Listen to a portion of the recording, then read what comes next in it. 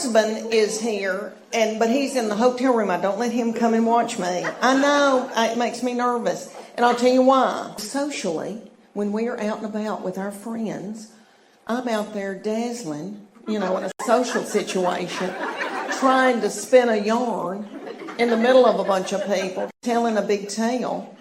And he's a detail person. He's an anal retentive type A detail person.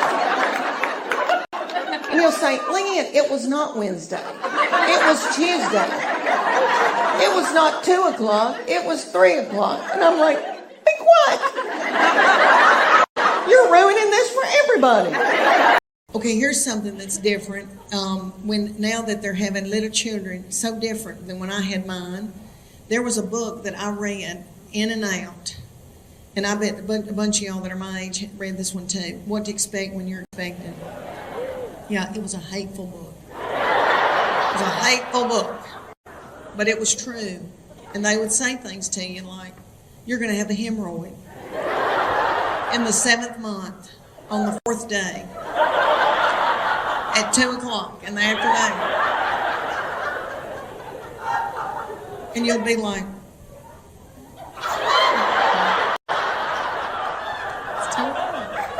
he would go over to her house and they'd watch movies, and he came home one night and he used to tell me everything, and I said, what y'all been doing? He said, well, we've been watching television and kissing on the couch. And I said, okay, baby, okay. That's all right, that's normal. But I said, before you know it, you've got your hand on somebody's leg, your arm around, and things can get out of control. And I just say, slow it down. He looked at me like I was crazy.